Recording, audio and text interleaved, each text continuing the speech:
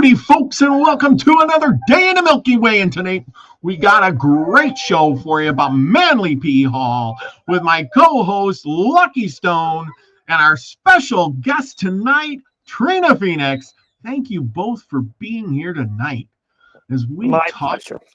Oh yeah, it's going to be a great show tonight. We're going to be talking about Manly P. Hall.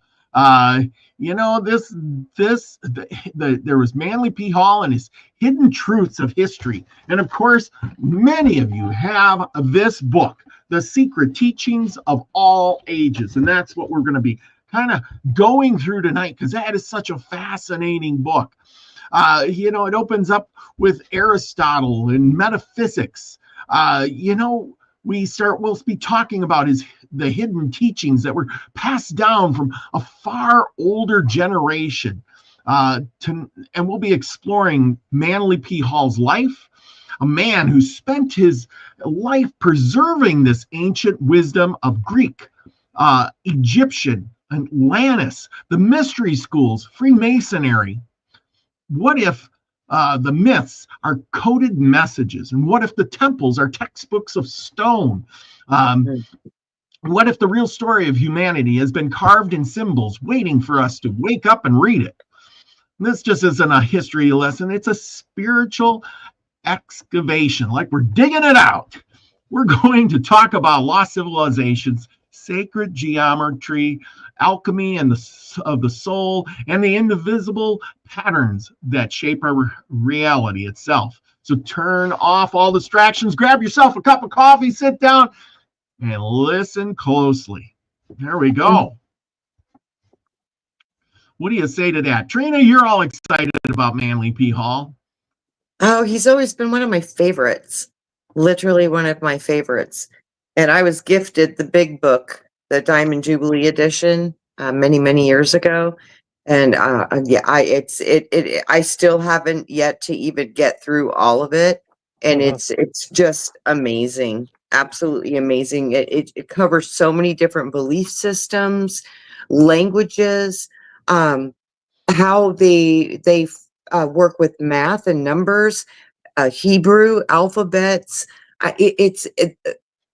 The movement of the sun, the stars, zodiac. It's so full of wisdom. It's one of the most interesting books I've ever had the privilege to own and dive into. It's magic.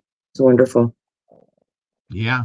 Lucky, what do you know about Manly P. Hall? Well, he was a sage. He was the wisdom he came across and presented to the world in a time when, it was an interesting time. He came up with this, there were struggles here and there. And he presented this in a way that the public could absorb, could appreciate. And that's the idea. The problem I'm having right now is that you're presented this to be kind of yesterday. And I haven't read Manly P. Hall in a couple years now. So what I remember and what is true might be two different things. Mm-hmm. Well, that's true. Yeah. But the thing is, as many times as I've looked at this book and read through some of his stuff, and I got some of the other books too, and I've listened to his speeches on YouTube. If you want, you can all go out and find his speeches. He talks endlessly about this, that, and the other. It was like he knew so much. And were people paying attention? I think so. Maybe not so much at the time, but I think today we should be paying way more attention. Those mystery schools are gone. People don't know what's going on in the world. They follow mindlessly. We talked about this on our, thinking shows the last few weeks about, most people don't think. They just want to be told. They don't worry about stuff. They just go through life and happy as a bug as long as I got a job and I got food on the table and I got little sports to keep me entertained. What is all that about? Right? But he talks about the mystery schools, which they were trying to teach people what to do back in the day. I mean, in the beginning of the book, we're going to probably have a few series on this. but it starts out with, Plato. And where did Plato get his information? He got his information, was Egyptian information. And where did the Egyptians get the information? That's a good question. You're giving me an aneurysm. Plato learned from some Socrates. Yes. Socrates got his information. He was a traveler. Socrates was a traveler. He may have been a philosopher, but he traveled around. And that's where he got his. So that's Plato got all his information from Socrates. And Socrates died an old man, but he was executed. But again, the information was there, and people like Socrates were there to spread it. And where with Plato, Plato was able to articulate better than Socrates ever could. It's all back then. A lot of this was common knowledge, and we lost a lot of that. But some of it's coming back from weird ways. We're finding old manuscripts constantly, and the ones that are all folded up we could never read.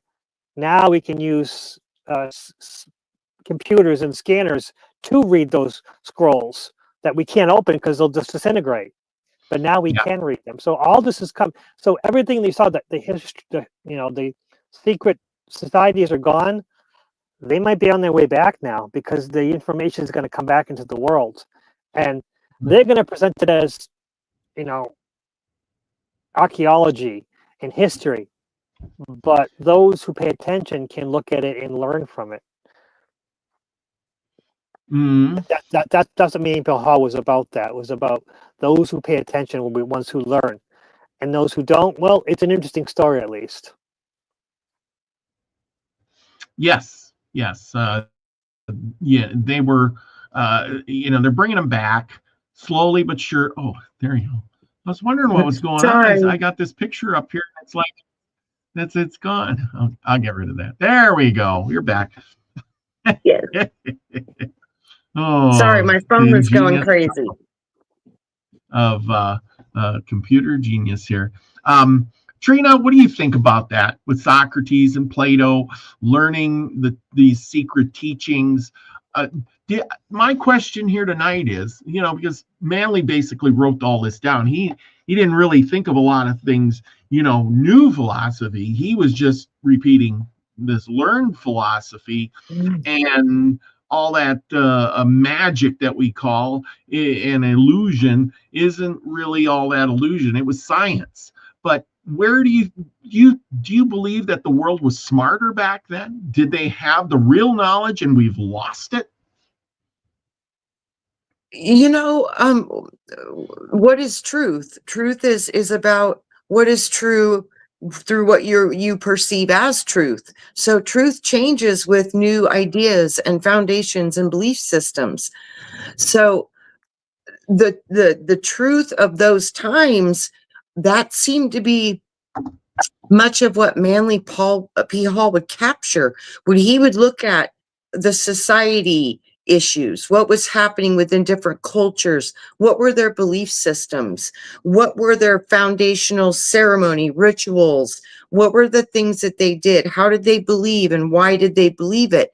And he would go through all of these different periods of time, showing all of the architects of our personas that formed basically all of our religions, our governments, our kings, our leaders, our rulerships, and how the beginning seemed to have a lot more access to looking inside and looking at your own inner wisdom. And it seems like much of the wisdom that talks about how to get to your own inner light and inner path and inner power seems to be the greatest threat to all of these teachings. And you've seen them different ways and different ones, but most of them have been removed. That's why it's very interesting. This book has, information about goddess, the different belief systems of the goddess and all of that wisdom that's been removed. It talks about, how we lost Alexandria and all of the wisdom there. So it seems to me Manly P. Hall was trying to find the codex of our evolution in theosophy, like our different evolution through concepts of God and religion and concepts of how societies operate and work through those belief systems. And he covered most of them.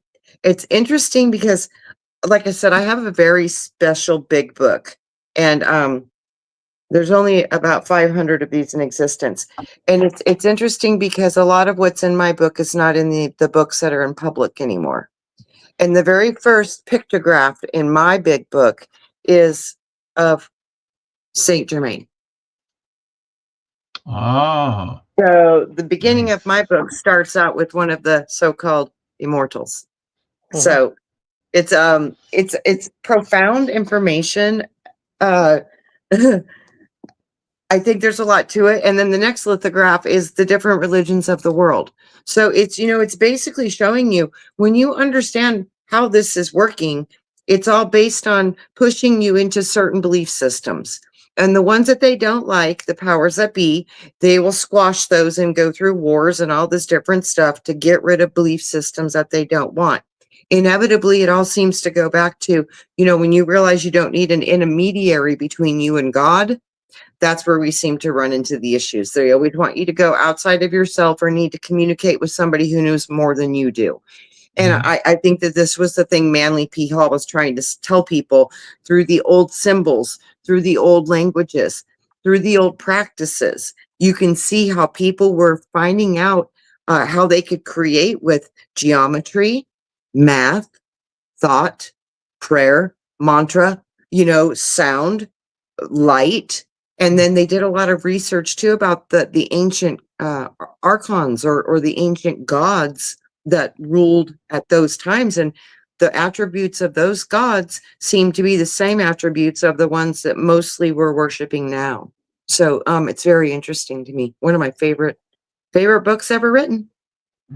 There's so much in there, and it really goes to tell you about like in the beginning. We're kind of starting here. It talks about these philosophers, and what did they know about the other side? What did they know about God? What did they know about man? And it seemed like they had these great sayings, like one ancient philosopher said, "He who has not even a knowledge of common things is a brute among men. He who has an accurate knowledge of human concerns alone is a man among brutes. He who knows all that can be known by intellectual energy is a god among men." Just telling you that, knowledge is power, and they knew that back then. It's the quality of thinking, not the commodity of thinking, I guess. The thing about Manly too is most of his work is coming from secret societies, ancient text. So these are all of the things being brought into the light that you can finally look at that were hidden and highly occulted.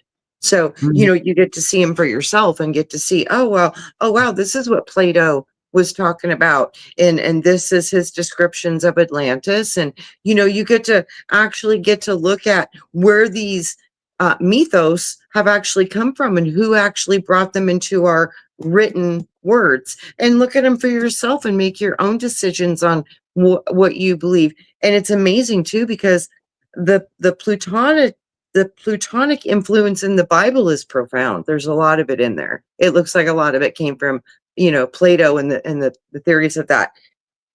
Atlantis. I mean, to know about Atlantis, there's not much about Atlantis. This book has a lot of information about Atlantis. It does. It's just amazing looking at the things that have been so hidden and being able to actually, form your own opinions on what you think about them. Well, absolutely. But it just reaffirms a lot of these guys.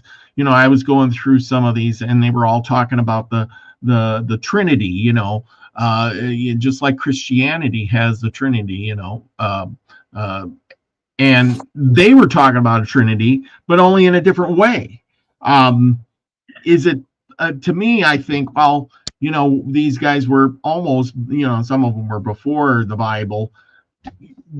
Was it a copy? Did the Bible copy, them? And because some of the tales of these gods, and especially the Egyptian tales. And I can't remember which one it is without paging through the book. But they talk about a guy, almost like a Jesus guy, who was crucified, and and it goes on and on and on. And then the name escapes me now, but And Mithra, you got yes, Mithra. Yeah. Mithra, yes. Yeah. But it just goes on, and it's like, well, did they take the story, change the names, change the religion? Did these religions, these secret societies, never really die out? Did they just morph into something else? Like Freemasonry is one of the big ones. We all know Freemasonry, and the guys at the bottom think they're doing a great job. But as you get entrusted, you get more and more knowledge, and you build yourself up to the 33rd degree kind of deal. Yeah. But in the meantime, that was, what was it before the Freemasons? Was it and before that, and then it could go all the way back to Roman times. It could go all the way back to Atlantis.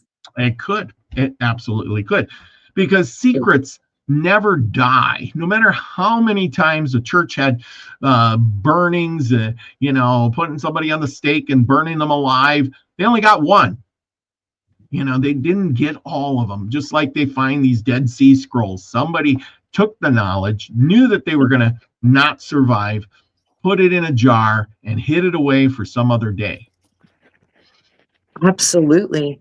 It's amazing too, because I keep looking at, okay, what's the difference of our religions today versus the religions of the ancient past? And I keep looking at all those, and it seems like the one common theme I keep seeing is the suppression of the goddess energy, of the divine feminine. So, I mean, in Egypt, we had Isis, but that was one of the very few. And then in Greece, we had some goddesses, but we have none now. There's like none, and mainly none now. So it seems to me, you talk about the Trinity too, and why we still have the Trinity. I think when you have a foundational soul connection experience to a truth, and like when you talk about, okay, what is the Trinity? When you look at the Nag Hammadi scriptures, the ones they found, that they tried to make sure nobody could ever see these books because they went against the church. So when you look at these books, when they talk about the Holy Trinity, they mention Barbelo.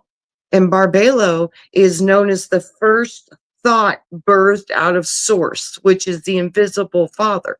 So from the invisible came what they would call a pleroma, a mist or a cloud. Where do we store our data? In the cloud. So as the cloud formed, this was the first form out of source, and it took on three forms. The first form was thought. The second form was sound. And the third was the word. So thought, sound, word. In the beginning, there was light. Spoke into existence. See, in the beginning, there was light. In the beginning, there was light. You have to think light before you produce light or have the image of light come into your consciousness. This is showing you the trinity of thought that comes out of the invisible into the material realms. The birth, and it all comes through Barbelo, which is an androgynous being as a divine feminine essence, because it gives birth to all matter. So this is, it seems to me, the hidden, these, you can't get rid of a trinity because people know in their soul there is one. And there's multiple trinities. You have trinities in your brain, which work with the hippocampus, the thymus, the pituitary gland. Boom, there's a trinity. You get trinity between the heart, the brain, the mind. So there's that trinity. There's sound, light. I mean, you have trinities in your face. You have trinities in your body. These are real. But the biggest hidden trinity to me recently is like Father, Son, Holy Spirit, Father, Son, Holy Ghost. There's no Father, Mother, Son. And it should be Father, Mother, Holy Christ is what it should be, because the Father and the Mother make the Christ, which is, the Christ being, which is the dual, Christed being, which is Mother and Father combined. It's spirit and matter. Spirit and matter make Christ, in flesh. So that seems to me the biggest piece that was taken out is you look back at the old stuff. They knew energy systems. They knew how thought affected things. They could understand alchemy, I think, to a really, really high, powerful level. And I'm sure now we've probably outdone that. But you know what I mean? For many years, I think the ancient ones knew more than we do, and now we've caught up. But Well, you see, they knew about this stuff. Like the one guy was talking here, atoms. Democritus declared the principle of all things to be twofold: atoms and a vacuum. Both asserted infinite atoms in a number, vacuum in magnitude, and thus all bodies be composed of atoms or vacuum. And well, atoms.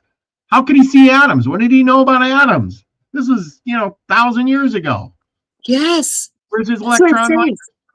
Right. Either that or they were using their mind and they were viewing it. And they were remote viewing it. And you can go subatomic through your mental abilities. You can be any size you need to be.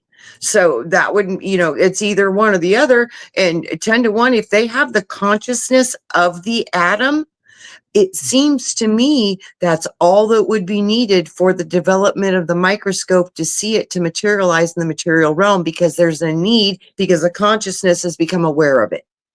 I think that's how we manifest in the realm, is when our awareness is activated. Once you get the thought, you literally, you speak it in the word, it creates it. So when you think about your whatever you're seeing or whatever idea, when you conceive the thought, it produces an emotional vibration and a desire in the body to manifest it. And we do that through word, speech, vibration, creation, thought. It's thought manifest. Yeah. I forget which one of these guys he was talking about here said that, all you need is thought and matter and you can create anything. I believe that. Well, it's kind of a thing. Yeah. Lucky, what do you think on all of this? I mean, you've probably read through some of these things before. Well, it's the divine feminine has always been there. I'll be right back. Coffee. I'll be right back. Okay. The ancient Egyptians had Isis, Hathor, Sekhmet. These were all powerful beings, and they were equal. Men and women were equal. And Greece had Athena. Athena was a virgin warrior god. And it was a woman. Women didn't fight, but they knew that women were needed for the strategy, the military strategy. So, I mean, you want to know why Plato was in the Bible? Well, if you knew about Egypt, the Hebrew history, when they were released from Babylon, they had no records. The Greeks always had meticulous records. So the Israelites had to go to Greece and ask for copies of their own books, which was not in Hebrew. It was in Greek because it was translated from Hebrew into Greek. So the poor Hebrews had been translated, back from Greek into Hebrew. So Greek language influenced everything back then. Yes. And yes. So if someone learned ancient Greek, you have knowledge of all kinds of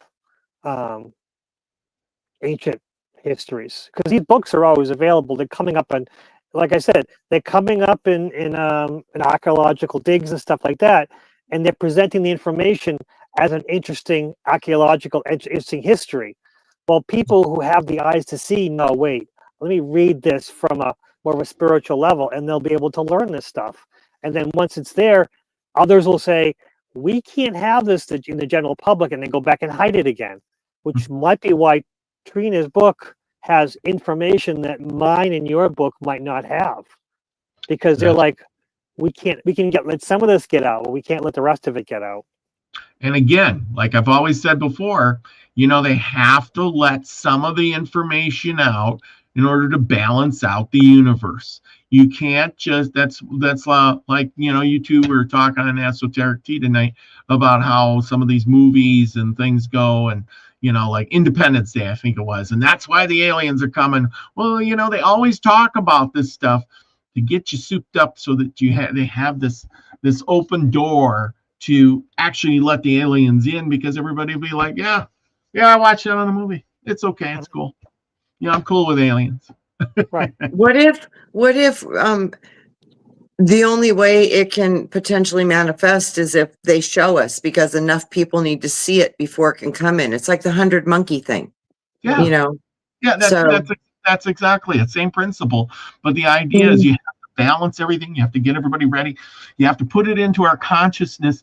Even if I see the movie and you don't, you're going to be acceptable to it because of the 100 monkey thing. And they've got this all figured out. And how did they figure it out? They figured it out through these mystery schools, through these, for years of time. You don't think that people knew about the 100 monkey syndrome thing, 1,000 years ago? I'm sure Plato knew about it. it's I'm so sure. funny you just said that. You know what, the entrance to Plato, at the entrance of the Platonic school in the academy were written the words, "Let none ignorant of geometry enter here." Yes. Yeah, that was in my notes to mention too. In mathematics was one of the most important things. Why? Because it's the foundation of all matter. Well, that too, but it's a universal communication. I mean, no Yeah. matter which religion you are, which culture you're in, 2 + 2 = 4. 1 + 1 = 2. A triangle is a triangle. A square is a square. Am I Yes. wrong? Well, Pythagoras was a cult. It was a religious. Pythagoras, after his Yes. death, even during his life, and after his Mhm. death, he had a cult, the Pythagorean cult, and it was strong, and it was a Mhm. religious cult based on mathematics. So, and of course, Yep. we in the current, like, how could anyone have a religion of mathematics? But that's because we don't understand it. We're too primitive.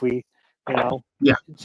Could you imagine the information we could glean from the Pythagorean? Because now they saw the Pythagorean cult. How silly, how quaint. We don't understand. No, that's an advanced mindset. But because we Yeah. see it as in the history, them being backwards and primitive, we won't see the whole story.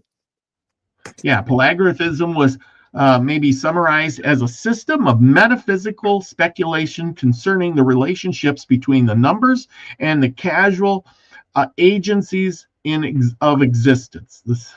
So there you go. However that goes, but yeah, it's all about numbers. And if you can add, And I it was don't know. also, he did a special thing too with these 3 different squares, and they would form a pyramid in the sun. And he was talking about the geometry of the Trinity, which was body, mind, and spirit. And also it showed, the Holy Father, the Christ, and then below them was the Mother, who was like, holding it all together. And it's very interesting. It goes to that back over and over and over again, the Trinities.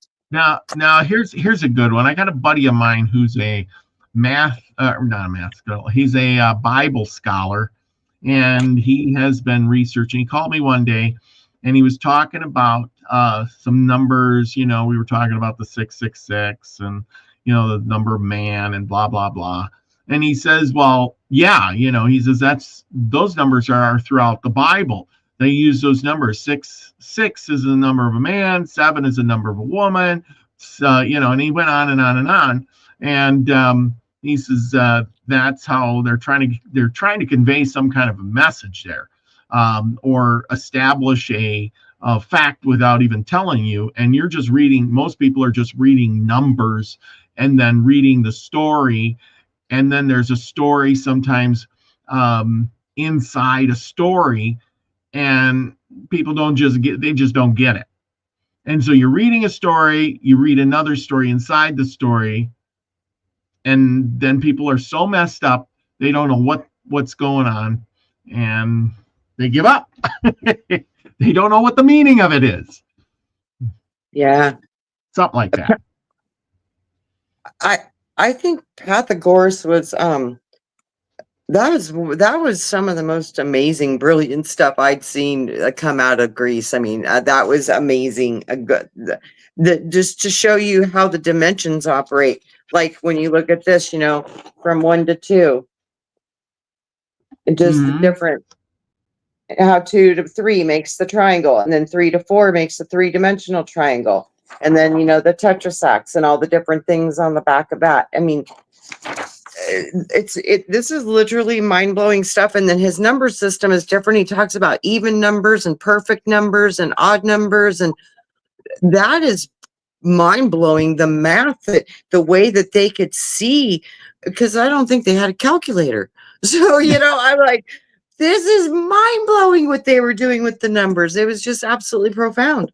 And the geometry, the plutonic solids, like you said, Robert, this is the symbology that would even bypass probably our planet. This could be an omniverse cosmic structure for, you know, for different elemental combinations that go through the entire material universe. So the plutonic solids would be a really beautiful way to, you know, communicate through different systems altogether. Because working with like zeros and ones binary code, or working with the plutonic solids and geometry, I think those are a lot more ancient than our languages. I think those were the original languages, and I think that's why they unlock so much of our memory when we start to work with them. We get, you know, it opens up our consciousness to things that we've understood before. Now, here's a good one for you. Lucky, you probably know more about this than anything. You know, we look at that, was it the Sanskrit or whatever, and some of these other things, you know, with the clay, and they use that little stylus and made little triangles and stuff like that. And there was over 2,000 characters. Could this be like a, you know, a digital format almost? You know, with the numbers, is everything based on that? Could our, you know, if we go back far enough, was there an advanced civilization that was by the numbers, and we're just doing binary code for languages? That is very possible. That is one of the ancient beliefs, that the language was with numbers. Thoughts were all just numbers, and it was more of a telepathy kind of society. There was discussion of that. I mean, when we're technically, Cleopatra's closer to us than she is when the pyramids were being built. Yes. So that's a lot of time, and hieroglyphics aren't really a language you could speak, or it was very stylized. We do not know what they really spoke, the real common people, because they didn't write in hieroglyphics. If they wrote anything, it was much more simpler, because you can't write in hieroglyphics. It's pictorial. It's beautiful.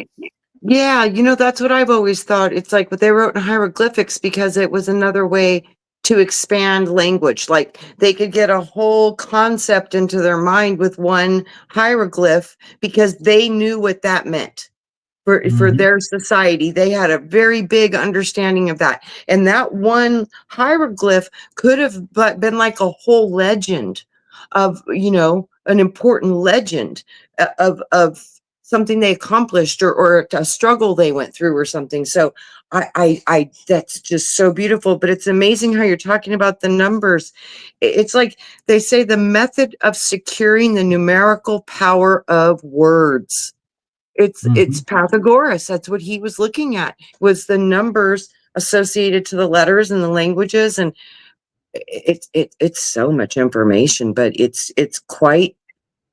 shows how intelligent these people were. I mean, my God, they were brilliant.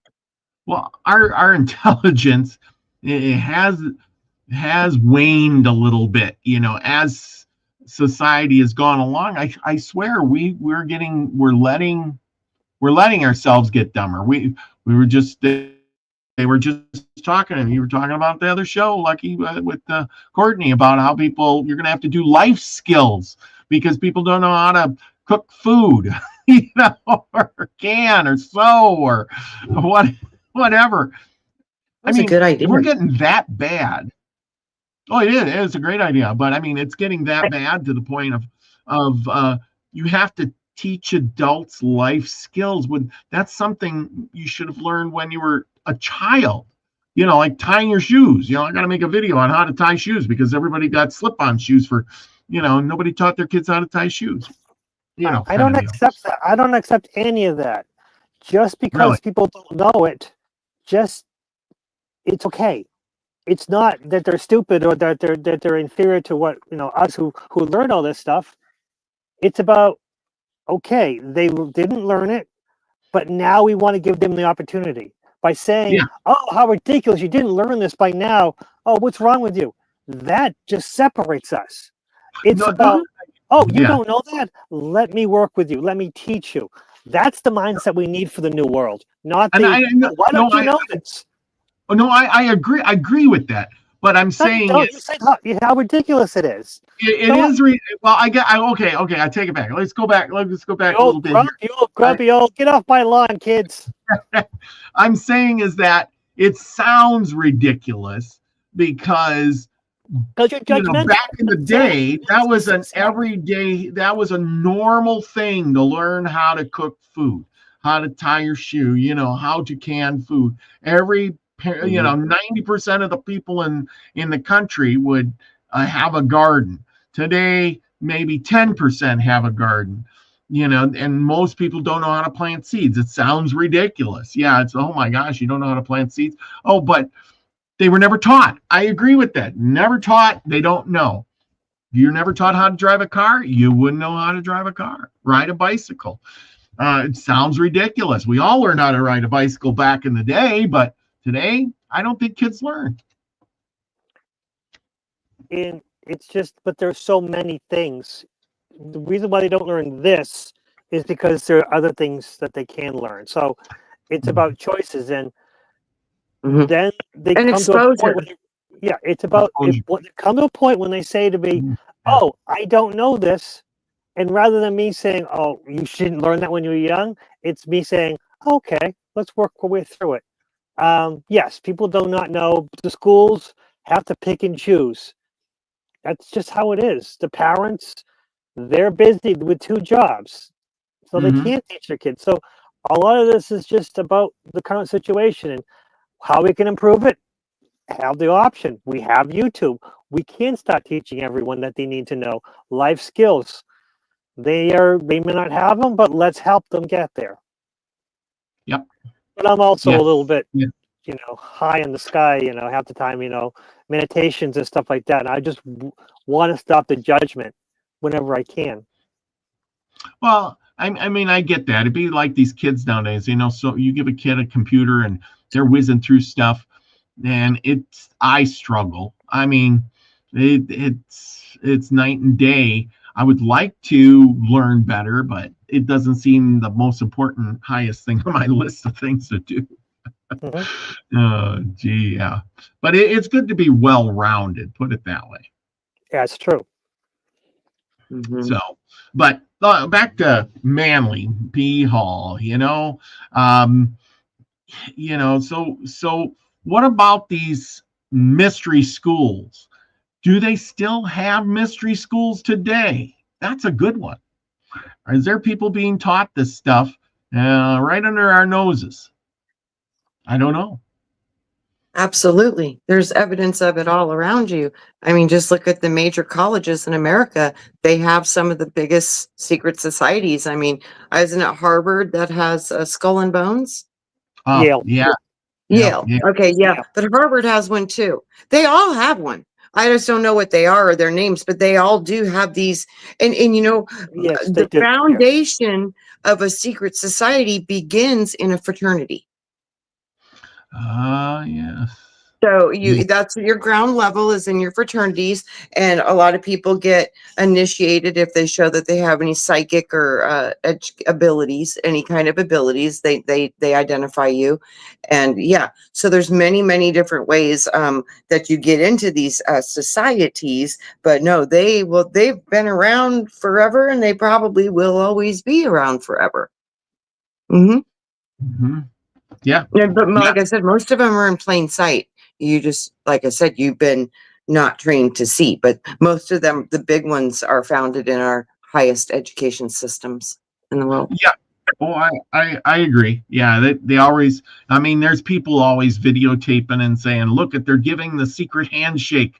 They're doing the secret symbol, they're doing this or they're doing that or they're doing the thing, Oh yeah, they're acknowledging, something or other. I don't know, because I'm not into that. I mean, I'm in, I know they're doing something, but I don't know what. Who are they symbolizing? Who are they acknowledging? I don't know. You've seen so many of them do the thing like this, or they do the thing like that, or something. What does it mean? I don't know. Is that their secret society? I don't know how many people have been on, like Jay Leno or something along that lines, saying that they went to this party and in order to get in, I had to drink blood or give blood or whatever it was. And it's like, wow, that's Hollywood. That's one big secret society wrapped up in one. Do you want me to read you the Hiramic legend? Yes, absolutely. And this is the Hiramic legend, and it shows the Masonic symbol, and it's the legend of Hiram. And it says, then Solomon, the beloved God, the builder of the everlasting house of the Grand Master Lodge of Jerusalem, ascended the throne of his father David. He consecrated his life to the erection of a temple to God and a palace for the kings of Israel. David, the faithful friend, Hiram, the king of Tyre, hearing that a son of David sat upon the throne of Israel, sent messages of his congratulations and offers of assistance to the new ruler.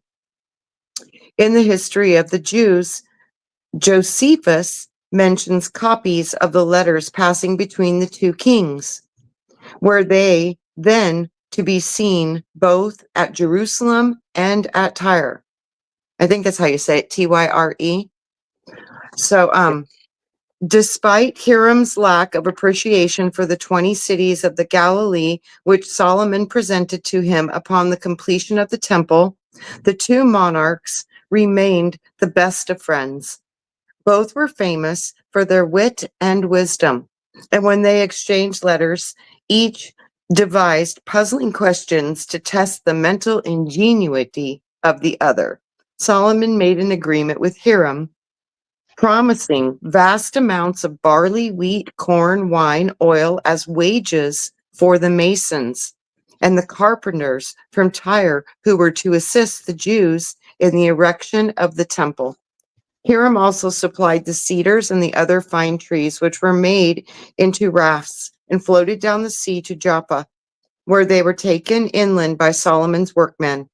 So the temple site, he took them, to the temple site.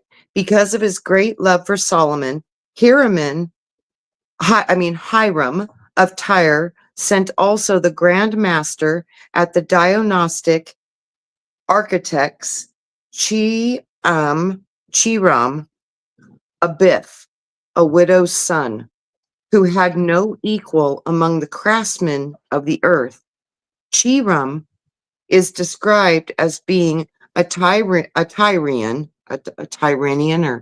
so from Tyre by birth, but of Israel and Israelite descent. A second, Bezaleel, honored by his king with the title of Father. The Freemason's Pocket Companion, published in 1771, describes C. Hiram as the most cunning, skillful, curious workman that ever lived, whose abilities were not confined to building alone, but extended to all kinds of work, whether in gold, silver, brass, or iron, whether in linen, tapestry, or embroidery, whether considered as an architect or a statuary, SIC, founder or designer. Separately or together, he was equally excellent. From his designs and under his direction, all the rich and splendid furniture of the temple, its several appendages, were begun, carried on, and finished. Solomon appointed him in his absence to fill the chair as the deputy grand master, and in his presence, the senior grand warden, the master of work and general overseer of all the artists, as well as all of those whom David had formerly procured from Tyre and Sidon. As those Hiram would now send modern Masonic writers differ to the accuracy of the last sentence. So it means people argue about that last sentence and what was said, because there's many different perspectives. Although an immense amount of labor was involved in this construction, Solomon's Temple, in the words of George Oliver, was only a small building and very inferior in point of size to some of our churches. The number of buildings continuous to it and vast treasure of gold and precious stones used in its construction consecrated the great amount of wealth within the temple area. In the midst of the temple stood the Holy of Holies, sometimes called the Oracle. It was an exact cube, each dimension being 20 cubits. So they're talking about the temple now, how that was all built. King Solomon, inside the Holy of Holies was a cube. You know what's very interesting? In the temple, and also in the Hindu religion, I believe it is, there's another religion that has a Holy of Holies building like theirs, and they don't use any idol worship or anything. It's the only thing I've ever seen similar to this, but there is another religion that they have the cube on the head, and they have the same temple set up in the Holy of Holies inside their temple, no idols, none of that. So I thought that was very interesting. It doesn't seem that this is specific just to this. It's in other religions as well, but it's not as well known. So, okay, let me see. I'm trying to get through this so we're not going forever. It talks about the temple was begun in the 480th year after the children of Israel had passed the Red Sea. Part of the labor and the construction, including the building of artificial foundations on the bow of Mount Moriah. The stones for this temple were hoisted from Mount Moriah, blah, blah, blah, blah, blah. But let's go down and more to what is Hiram and what does he mean? So this Masonic apron, let's just do that really quick so I can give you the symbology. This is really small writing, so some of it I'm going to have to do with a magnifying glass because it's kind of little. Okay, the Masonic apron, what is that? While the mystic symbolization of Freemasonry decrees that the apron shall be a simple square of white lambskin with an appropriate flap. The Masonic aprons are frequently decorated with curious and impressive figures. When silk, cotton, or linen is worn, writes Albert Pike, the symbolism is lost. Nor is one clothed who blots, defaces, or desecrates the white surface with the ornamentation, figuring, or colors of any kind. See symbolism. To Mars, the ancient planet of cosmic energy, the Atlantean, the Chaldean, the stargazers, assigned to Aries as a diurnal throne and Scorpio as the nocturnal throne.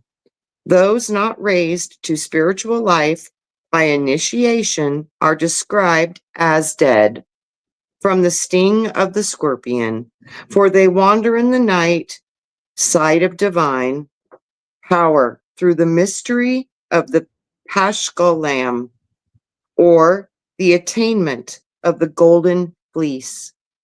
These souls are raised into the constructive day power of Mars in Aries, the symbol of the Creator. When worn over the area, wait a minute, Mars in Aries is a symbol of the Creator. Yes. When worn over the area related to the animal passions, which is your groin, the pure lambskin signifies the regeneration when the procreative forces and their consecration to the service of the deity, the size of the apron, exclusive of the flap, makes the symbol of salvation. For the mysteries declare that it must consist of 144 square inches. The apron shown above contains the wealth of symbolism, the beehive, the emblematic of the Masonic Lodge itself. So the tower, the mallet, the trestle board, the rough and trued ashlars, the pyramid, the hills, the Lebanon, the pillars, the temples, the checkerboard floor, and the blazing star, and the tools of the craft. The center of the apron is occupied by the compass and the square, representative of the macrocosm and the microcosm, and the alternatively black and white serpent of astral light.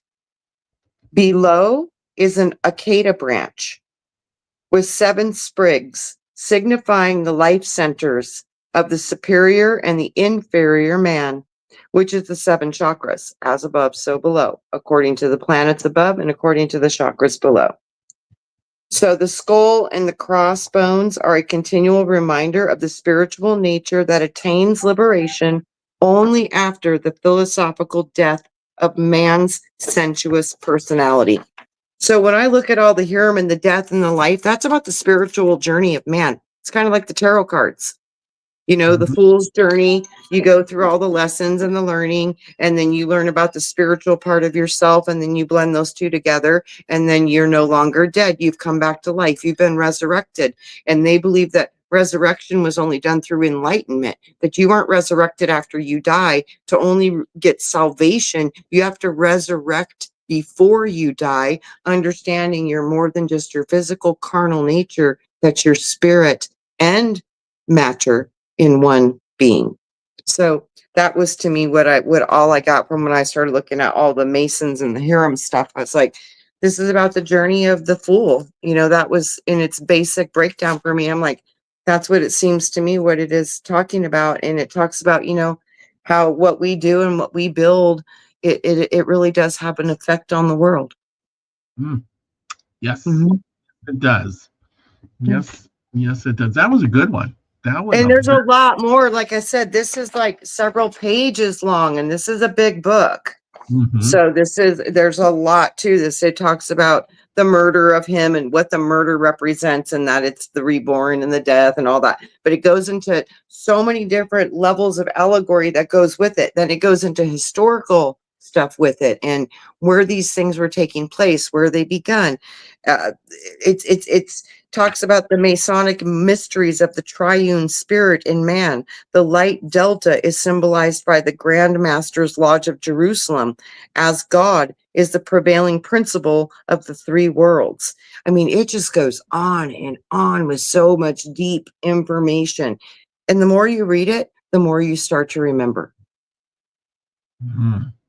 Yeah, exactly. Because I keep saying, if you're not, you can't just go to bed at night and wish to have all this knowledge downloaded into your brain. If you don't understand any of it, it's wasted knowledge.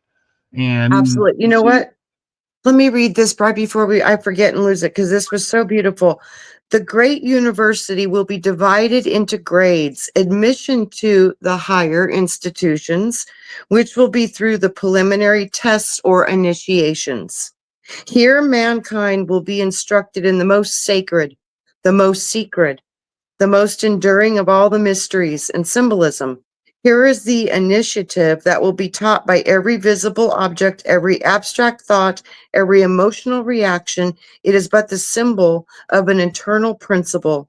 Here mankind will learn that see Hiram, truth, lies buried in every atom of cosmos with a K. Cosmos with a K.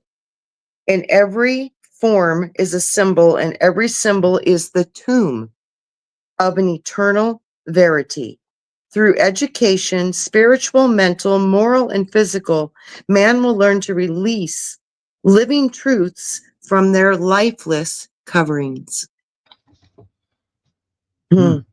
The perfect government of the earth must be patterned eventually after the divine government, which the universe teamed eventually after the divine government, which the universe is ordered. In that day, when perfect order is reestablished with peace, universal good triumphant, men will no longer seek for happiness, for they shall find it welling up from within their self. See, that I said something like that a couple shows back. We were talking about stuff, and I was talking about the natural laws, and we should be learning the natural laws, but they don't teach us that. They teach us man's laws, and the natural laws would probably get you farther ahead. The yin and the yang, and the up and the down, and the opposites. If you got light, you got dark. I mean, it seems so common and simple, but stuff like that, makes the world go round. And a lot of people, when they succeed, they think, oh boy, I did a great job. But really, you were following the natural laws, and that's just how it ended up. And if you didn't, you lose, and why is the universe treating me so bad? Well, because you're not really following those patterns, those governing things that really run our lives. Mm-hmm. Or am I wrong? No, patterns appear to run life. And yes. The pattern, that's, I think, patterns are important for us. Well, yeah, but so many people think, oh, if I work really hard, I'll get ahead. But they work really hard, but then they don't get ahead, and they wonder why. What's stalling me? Well, with working really hard, you have to also do a few other things to get ahead. It just doesn't come naturally because I worked hard. You have to invest. You have to save your money. You have to make other good decisions. I think last week or week before, we were talking about buying that $350,000 house. Is that really a good idea if you're, making $15 an hour? Maybe not so much. Bank will give it to you, but that's not balancing. It's not a balance there. The bank says, go ahead, we'll get the house back and we'll make a lot of money and you'll struggle in the meantime. That's not a balance. A balance is I make $15 an hour and I'm going to buy a house that suits those needs that I can afford. But most people don't see it like that. You get what I'm saying? And therefore they fail. They survive for a little while and then they fail and they wonder why. Why did I fail? Well, the bank gave me money. I know I'm just using that as an example, but that's one of the easiest examples to show people how easy it is to go against the grain. Your cup gets another simple one is your cup gets filled up. You have to empty some of it out to get more. Mm-hmm. You can't fill your house up with junk and then expect to get more junk because your house is already full. You win the lottery, you got to give some of it away to balance it out. You can't just take it all and say, ooh, I'm going to dig a hole in the backyard. Some way or another, you'll lose it all. But you just, somehow, some way, it'll just go away because the universe will say, you didn't balance. Mm-hmm. So there you go. But anyway, this has been a really interesting discussion tonight. And we're going to have a few more on Manly P. Hall and his secret teaching. So as we go through, we're just touching the tip of the iceberg tonight. So, hopefully, Trina, you can join us for a few more of these shows. It was great. You are so full of this Manly P. Hall knowledge of the secret teachings. I didn't even know you had that cool book. I did. Look at this one, guys. This one's one of my favorites. Isn't that beautiful? Oh, that is really nice. Let's see if we can get a full layout. Ooh. That's weird. Yeah. Oh, wow. Isn't that beautiful? Yes. Yeah, and that is the macrocosm and the microcosm, which is another reference to as above, so below, as within, so without. And we're a micro of the macro. So images of God, images of creator, that's images, micro of the macro. It's like, there's multiple forms, but it's all basically, 2 arms, 2 legs, a head. Like this guy, Xenophes, I'm saying it wrong. It starts with an X. Viennese. You know, Xerxes. huh? Xerxes. It's Xerxes. Xerxes. I'm bad. I'm bad at saying the name. Sorry, everybody. You know, we were discussing a few weeks ago about, with the thinking and stuff. And it was there could be God, and then there could be a creator. And we, as being human, we can't really wrap our mind around, infinite, or, I mean, it's just like the millions and millions of years. Can you even wrap your head around millions of years? Well, we can't It's even hard. fathom 500 years is like, because we can't live it that long. Mhm. And that guy, I ain't gonna even pronounce his name. What's his name again? Anyway, he said, Xerxes. Xerxes, okay. He said, God, one and incorporeal in a substance and figure, round, in no way resembling man, that he is all sight and all hearing, but breathes not, that he is all things, the mind, the wisdom, the non-generate, but the eternal, the impassible, the immutable, and the rational. But so basically, it's everything. And we talked this about on my Native American Myths and Legends show, how the natives really had it down pat, as that's one thing they all kind of had in common, was they didn't believe in this God and that God. It was the great mystery. You can go from one end of the continent to the other, and they didn't say, here, you believe in my God or I kill you. It was all, the great mystery. It was all the plants, the flowers, squirrel, fox, God was everywhere. That's another thing I've noticed that is hidden in the Native American religions, is because a lot of the people that actually do still, they're important people in their tribes, and they're carrying the wisdom and the knowledge. They talk a lot about the Great Mother. Mm-hmm. And there is a lot of that in their foundation. And they're a matriarchal society, and like the grandmother always has a live eagle on the roof of her home. So there's just so much to this that we're missing because of the goddess energy. And I think it's, when you look at what is mother, she gives birth to all things. She's the material part of creation. So she is the manifested part that we see. So it would seem to me that the gods that she created would be the archons of our world. But the gods of the creator from the invisible would be made to be known as aeons, not archons, but aeons. Aeons, yeah. Mm-hmm. So all there's all these different levels, which in some way that kind of constitutes that thought of the 9 realms, the higher levels of heaven.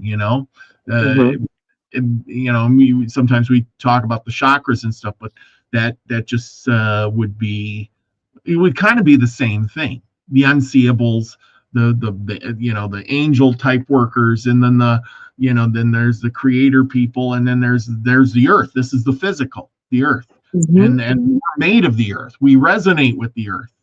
And I always say, how can we go to Mars? We don't resonate with Mars. We get to Mars, I don't think we'd live very long, because we're not made of Mars, are we? I think you're right. I've always suspected that. What do you think, Lucky? Do you think you could go to another planet and your body would be okay? Our circadian rhythm isn't matched to Earth. It's something different. That's the problem. Where is it coming from? It's not 25 hours. It's not 24 hours. It's based on, I think 26 hours. We have a really weird circadian rhythm, because if you put us underground, our whole life changes around, and it's not based on a 24-hour clock. It's based on, and they don't understand why. So if humans were from Earth, our rhythms would match, and it doesn't. I don't think it's Mars either, and I don't know what it is, but it is weird. So us going from Earth to Mars, is it going to be a big difference besides not being able to breathe or have much water or have much food? I don't know. Besides not being able to breathe. Exactly. Where is Mars Yeah. coming from? Yeah, I don't know. I wonder, like I said, I think we've been through so many different potentials, especially with, the destruction of these ancient planets like Tiamat, Maldek, all of these, destructive forces that completely like blew up planets. It's like it seems like there are many planets being seeded, and many planets have had to become members of other planets due to the destruction of their planets. And I wonder often if we are one of those people that were brought to Earth because our original planet might have been destroyed. And I wonder if that was potentially Tiamat, so it's like we probably uh lived on other planets before, but we were made for those planets, and that probably if something happens to your home planet, you're going to have to find another one that your body can survive on. And oh, thank you. And and that's I think going to be like a lot of people would die through the transition, but some would probably make it if it was similar enough. But I don't foresee that like if you're made on a planet, I think your body needs to be on that planet. I mean, unless your planet gets destroyed and you could probably die anyways. So, then go somewhere else and try. But I wonder a lot of times if that's actually how most of us got here, was through the destruction of Tiamat and Maldek. Well, the thing is, it wouldn't. And Mars. Mars was destroyed too.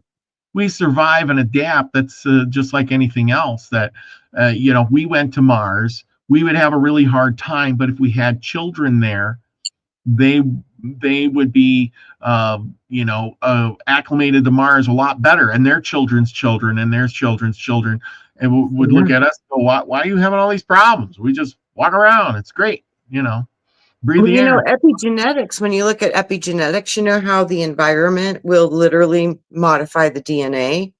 I think that's how it's done, especially too if they can take the children up there, because the children are still young enough to where they can modify their DNA, and it would be through the information coming from the environment they were in. So yeah, I see a strong potential with that, and especially if you grew the food, you on the planet with the dirt, and drank the water from the planet, became the planet. Just like we are the earth. We drink its water, we grow our food, we get its minerals, we get all of this stuff right from here.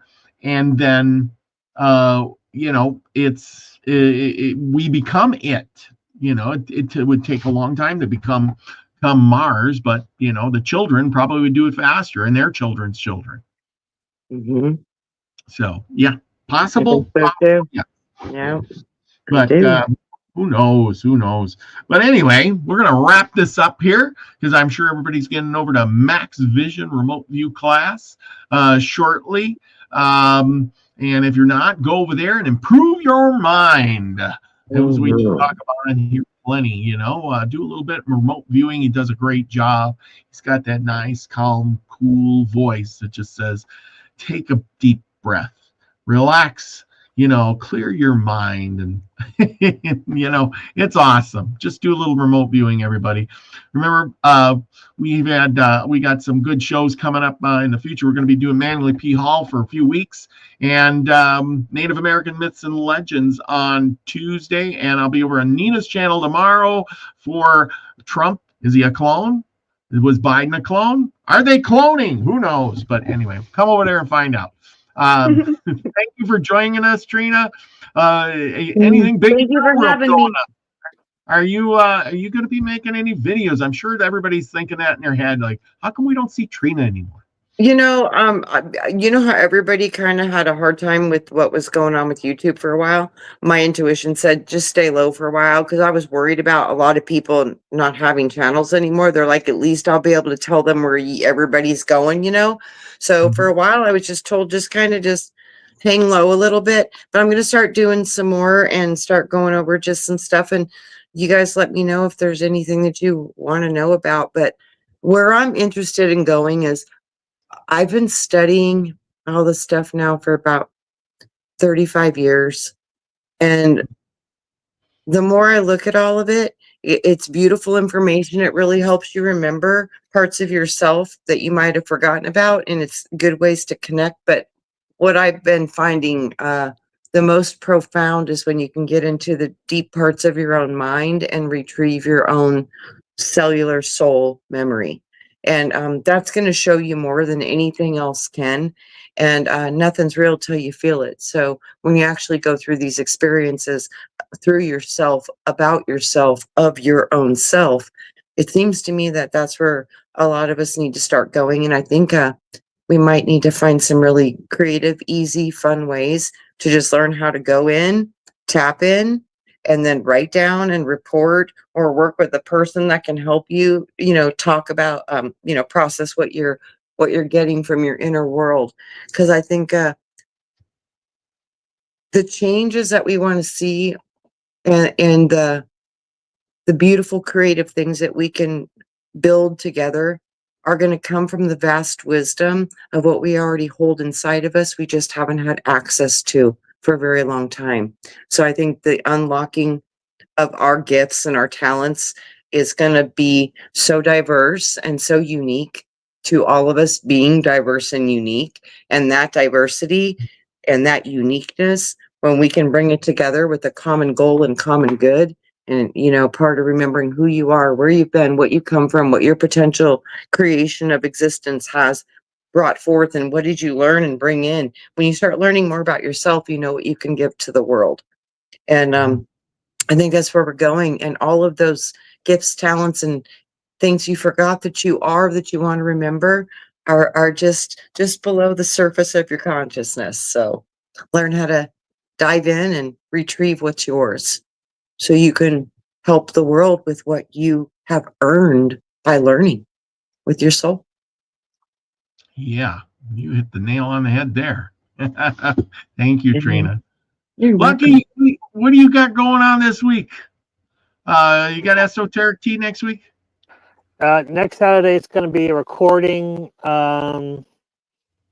It was about magic and how so much magic stuff is being on YouTube without any way of explaining to it or warning people, need the whole story. It's a lot of quick magic, which needs more information. That's what we're worried about. That's discussing next week. Ah, okay. Great topic. Good topic. Yes, like it. Yeah. Oh. Wow. Cool. Well, with all of that, everybody remember, we got a lot of stuff going on, a lot of stuff in the world. It's summertime. You're out and enjoying doing what you want to do. Spend some time with your neighbors, your family. Get to know your people up your street. Say hi to them. Make somebody's day. Just give them a smile. You don't have to do much. With all of that going on, remember, everybody, be the frequency you want to receive. Love you all. Peace, everybody.